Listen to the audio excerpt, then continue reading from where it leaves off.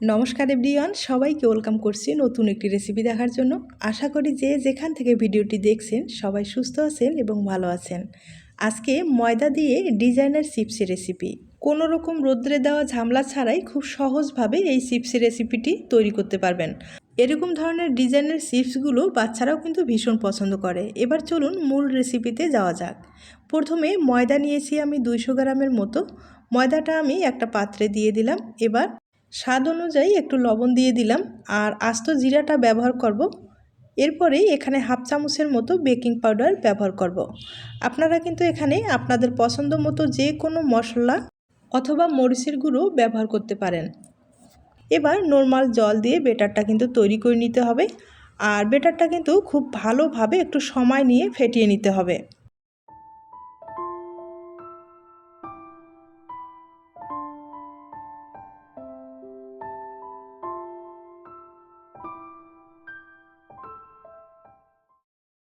বেটারটা আমি ফেটিয়ে নিলাম আর ঘনত্বটা একটু দেখিয়ে দিচ্ছি। এখন কিছুটা বেটার আমি আলাদা পাত্রে একটা তুলে নিব, কারণ আমি ফুড কালার দিয়ে দিব। আপনারা চাইলে কিন্তু সাদাটাই শুধু রেখে দিতে পারেন। ফুড কালারটা দিয়ে খুব ভালোভাবে মিশিয়ে নিতে হবে।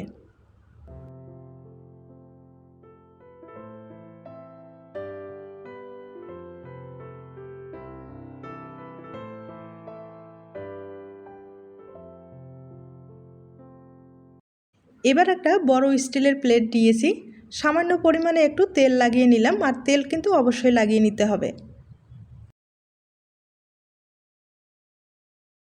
বেটারটা কিন্তু ঘন করে দেওয়া যাবে না, পাতলা করে দিতে হবে। ঘন করে দিলে ভাজার সময় চিপসগুলো কিন্তু ফুলতে যাবে না, এজন্য পাতলা করে দিলে ভালো হবে।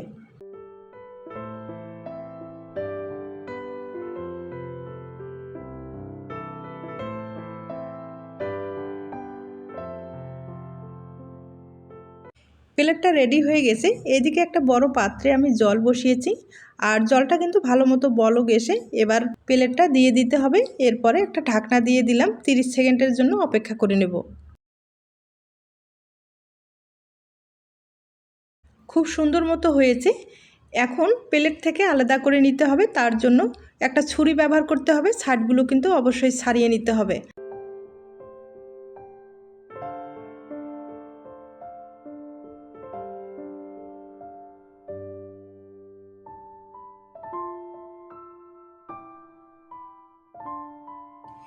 প্লেট থেকে আলাদা করতে কিন্তু কোনো রকম সমস্যা হলো না। আর একবারে কিন্তু পাতলা হয়েছে, হয়তোবা দেখেই বুঝতে পেরেছেন। আর আপনারা যদি পাঁপড় হিসাবে তৈরি করেন তাহলে কিন্তু এভাবেই তৈরি করতে পারেন। আর রোদ্রে শুকারও কিন্তু কোনো দরকার হবে না, এগুলো ফ্যানের নিচে 3-4 ঘন্টা রেখে দিলেই কিন্তু হয়ে যাবে। আর একইভাবে ফুড কালারের যে বেটারটা রয়েছে সেটাও কিন্তু আমি একটু দেখিয়ে দিচ্ছি।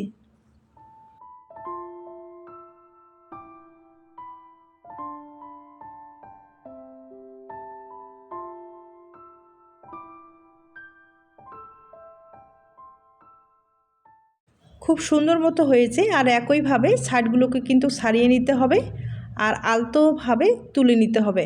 আর এখানে কিন্তু তাড়াহুড়া করা যাবে না, কারণ এটা কিন্তু ছিঁড়ে যেতে পারে। এজন্য আলতোভাবে প্লেট থেকে আলাদা করে নিতে হবে। এখন আমি ডিজাইনটা করে দেখিয়ে দিচ্ছি। তার জন্য একটা স্কেল লাগবে আর স্কেলের মাপ দিয়ে দিয়ে আমি এটা কেটে নেব। সবগুলো চিপস যেন সমান হয়, এজন্য স্কেলটা ব্যবহার করলে ভালো হবে।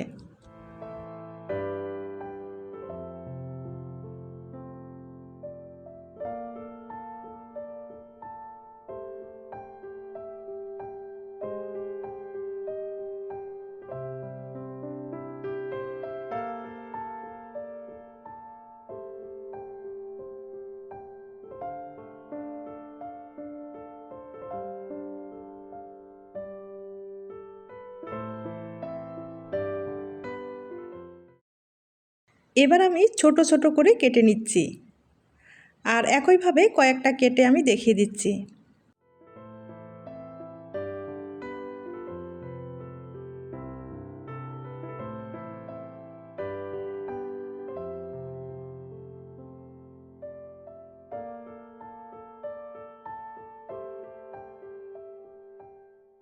এবার আমি সাইডের ডিজাইনগুলো একটু তৈরি করব, আর তার জন্য একটা কাঁটা চামচ লাগবে, আর কাঁটা চামচে হালকা করে একটু তেল লাগিয়ে নিলে ভালো হবে।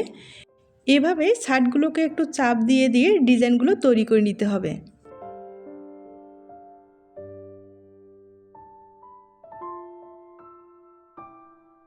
সাইডের ডিজাইনগুলো তৈরি করার পরে মাঝখানের যে ডিজাইনটা আছে সেটা কিন্তু দুই আঙ্গুলে এভাবে চাপ দিলে কিন্তু ডিজাইনটা তৈরি হয়ে যাবে।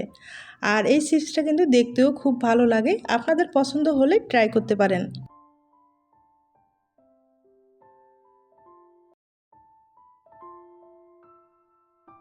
এবার সাদা চিপসগুলো কয়েকটা ডিজাইন তৈরি করে দেখিয়ে দিচ্ছি।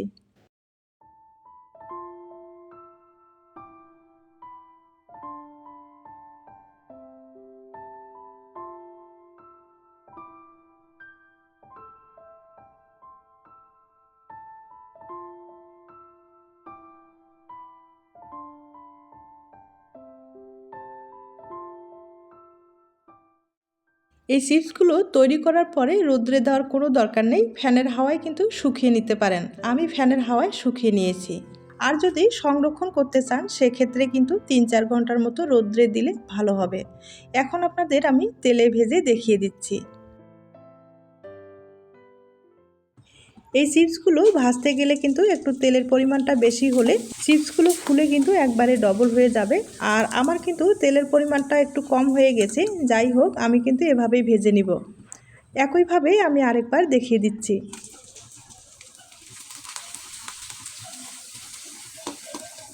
রোদ্রে দেওয়া হয়নি, এরপরেও চিপসগুলো কিন্তু খুব সুন্দর ফুলেছে। আর এখন আমি একটা ভেঙে দেখিয়ে দিচ্ছি। আর চিপসগুলো কিন্তু দেখতেও খুব সুন্দর হয়েছে। রেসিপিটি ভালো লাগলে অবশ্যই একদিন হলো ট্রাই করতে পারেন। তাহলে আজ এ পর্যন্ত, সবাই ভালো থাকবেন।